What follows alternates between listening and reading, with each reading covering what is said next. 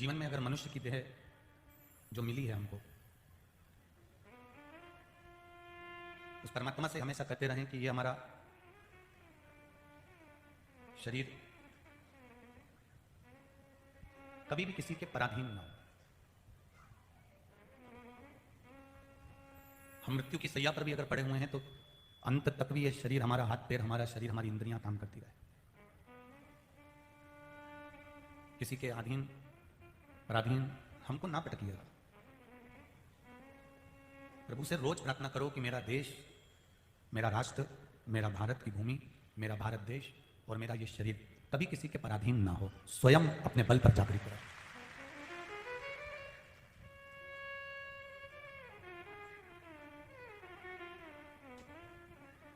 शरीर भी अगर हमारा पराधीन हो जाता है, शरीर भी अगर किसी पर आश्रित हो जाता है, तो वो फिर शरीर का कोई मतलब ही नहीं रहता। कोई पलंग पर पड़ा है, कोई कुर्सी पर पड़ा हुआ है, कोई वेंटिलेटर पर पड़ा हुआ है, कोई आईसीयू में पड़ा हुआ है, कोई व्हील चेयर पर चल रहा है।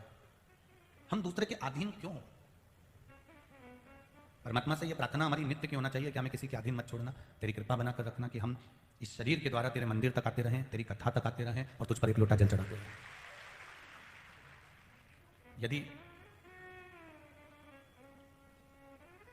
कभी ऐसा लगे अपने जीवन में कि परमात्मा की यह शरीर हमारा बेकार हो गया और इसको पराधीन पटक रहे, पराधीन मत पटकना।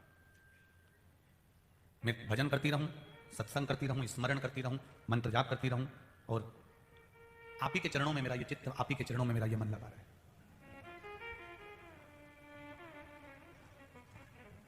हम दुनिया की जितनी वस्तुओं को जोड़ते हैं, जितने सामग्री को जोड़ते हैं, जितने भी ठाट को जोड़ते हैं, ये स्वयं के सुख के लिए जोड़ते हैं। पर हम जब भगवान के भजन को जोड़ते हैं तो ये अपने आत्म कल्याण के लिए जोड़ते हैं। हम जब भगवान का भजन करने के लिए बैठते हैं, भगवत नाम कीर्तन करने के लिए बैठते हैं, भगवत स्मरण करने के लिए बैठते हैं, तो ये हम इस आत्म कल्याण के लिए बैठते हैं, इस मन चित्त वृत्ति के कल्याण के लिए बैठते हैं। सोने की दुकान पर जाओ, सोनार की दुकान पर जाओ, जब अंगूठियां लेते हैं तो अंगूठी लेने वाला व्यक्ति जब बैठता है और फिर अंगूठी जब लेता है तो वो अंगूठी की डब्बी में जब अंगूठी पैक कर देता है तो वो अंगूठी की जो डब्बी है, लेने वाला ग्राहक उस डब्बी को देखता रह जाता है। अंगूठी से ज्यादा सुंदर तो उसकी डब्बी नजर आती है।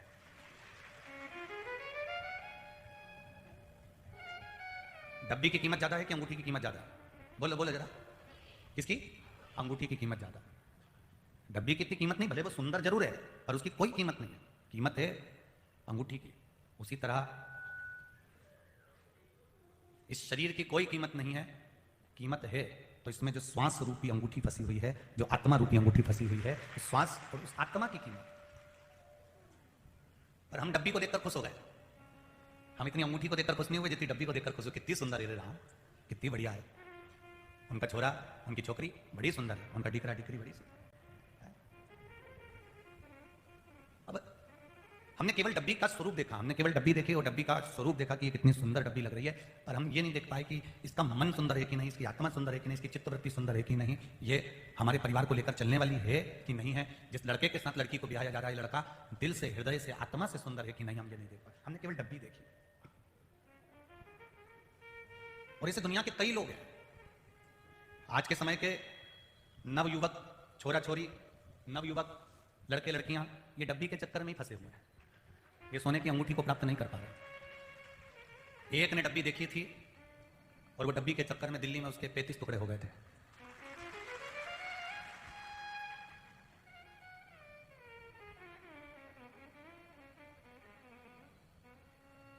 डब्बी बाहर से दिखने में सुंदर हो सकती है,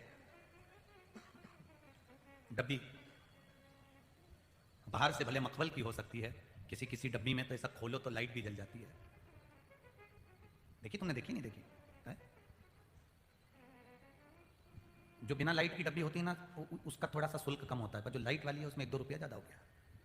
तो किसी किसी डब्बी में, अंगूठी की डब्बी में लाइट भी जल जाती है, तो कोई कोई डब्बी तो बड़ी सुंदर होती है और किसी किसी डब्बी में लाइट भी जलती है। मतलब वो रोज नई नई एक्शन कर कर दिखाएगा तुमको कि मेरे पास इतनी गाड़ी है, मेरे पास इतना बंगला है, मैं तुझे अच्छे से रख लूंगा, तू अपना सनातन धर्म छोड़ दे, तू अपना हिंदू धर्म छोड़ दे, मेरे पास आ जा, मैं तुझे संभाल लूंगा। उसने चमक दिखाई।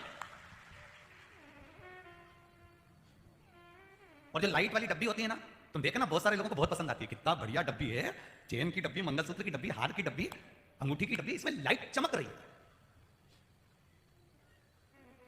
अब सुनार से पूछो, क्या तुमने ये डब्बी फ्री में दे दी? जो तुमने अंगूठी ली है ना, उसी में इसका खर्चा जुड़ा है। वो चमक दिखाकर तुमसे शादी जरूर कर लेगा, पर तुमसे कुछ पाने के लिए अर्थात खर्चा निकालने के लिए ही तुमका प्रयोग करेगा, इससे ज्यादा कुछ नहीं कर सकता। अंगूठी से ज्यादा डब्बी सुंदर है, पर डब्बी पर आपका ध्यान नहीं जाना चाहिए। हमें अंगूठी से मतलब है साहब, हमारी अंगूठी कितनी सुंदर है, हमारी आत्मा, हमारा चित्त, हमारा मन, हमारी वृत्ति, हमारा हृदय कितना सुंदर है, उस पर आपका ध्यान जाना चाहिए। और यदि आपका चित्त, आपका मन, आपकी बुद्धि आप परमात्मा में लगाए हुए हो, भगवत भजन में लगाए हुए हो, भगवत स्मरण में लगाए हुए हो, तो ये मानकर चलिए कि आपकी चमक के आगे डिब्बी की कोई चमक नहीं हो सकती। आपकी आत्मा की चमक और चित्त की चमक तो रह जाएगी। यहां पर इतनी सारी बहुएं बैठी हुई हैं, और यहां पे ये 2 3 4 डोकरियां बैठी हुई हैं, बूढ़ी बूढ़ी। इनकी बहुओं को भी खड़ा कर दो इनके पास में, पर इनकी चमक के आगे बहू की चमक जीरो है। Old is gold. इनका पहनावा, सिर पे पल्लू लेना, बोर, नथनी, हार, चुड़ला, पायल, करदोनी, और इससे बढ़कर है पति के प्रति मांग में भरे हुए सिंदूर का सम्मान। सारी दुनिया की कंपटीशन हो सकती है, पर मांग के सिंदूर की कोई कंपटीशन नहीं होती है। मंगलसूत्र किसी का 5,000 का होगा, किसी का 10,000 का होगा, किसी का 25,000 का होगा, किसी का 2,000 का होगा। हाथ का चूड़ा किसी का 1 लाख का, किसी का 5,000 का, किसी का 200 का, किसी का 500 का होगा। बिंदी भी किसी की 2 रुपए की, किसी की 10 रुपए की, किसी की 50 रुपए की होगी। कान के भी जितने 16 श्रृंगार हैं, सब 16 श्रृंगार रुपए के मोल पर तोला जा सकता है, पर मांग का जो सिंदूर है वो एक जैसा होता है, उसकी एक जैसी बराबरी। उस मांग के सिंदूर को आज तक किसी ने तोला नहीं है कि ये इसका सिंदूर ज्यादा महंगा है और इसका सिंदूर ज्यादा कम है। मंगलसूत्र तोला जा सकता है, चूड़ा तोला जा सकता है, नथनी तोली जा सकती है, बोर तोला जा सकता है, कुंडल तोले जा सकते हैं, लहंगा चोली तोला जा सकता है, पाटली, कमरदना और पायल बिछुड़ी तक तोली जा सकती है, पर मंगलसूत्र कोई नहीं तोला, अर्थात मांग का सिंदूर नहीं तोला जा सकता कि इसकी कीमत ज्यादा है और इसकी कीमत कम है। वो एक मांग में जो सिंदूर पड़ा हुआ है वो बराबर कीमत का होता है। जिसकी मांग में रहता है वो अखंड सौभाग्यवती रहती है, उसकी कीमत बराबर। उसी तरह सबके शरीर की अलग अलग कीमत हो सकती है साहब। ये उनके घर की बहू है, ये करोड़पति है, ये डब्बी की कीमत हो सकती है, इसके स्वरूप की कीमत हो सकती है, इसकी लाइट की कीमत हो सकती है। पर परमात्मा ने जब बनाया था, परमात्मा ने जब भेजा था, सोना एक ही बिस्कुट का था, सोना एक ही खान का था, सोना एक ही खदान का था। किसी ने हार बना दिया, किसी ने चूड़ा बना दिया, किसी ने चेन बना दी, किसी ने अंगूठी बना दी, किसी ने मंगलसूत्र बना दिया। आज भी पूरे दुनिया में सोने की कीमत एक जैसी रहेगी, क्योंकि बनाने वाले ने मनुष्य एक जैसा बनाया है, केवल कीमत हमने डब्बी की बढ़ाई है। परमात्मा ने आत्मा देकर भेज दिया, परमात्मा ने ये शरीर देकर भेज दिया, परमात्मा ने मन देकर भेज दिया। और जो लोग डिब्बी के चक्कर में फंसे उनकी जिंदगी नाश हो गई। तुम खुद श्रीमद् भागवत उठा के देख लो कि भागवत जी में भी कहा गया कि देवता और दानव दोनों ने मिलकर मंथन किया कि नहीं किया? अरे बोल, जम के बोलो जरा, किया ना?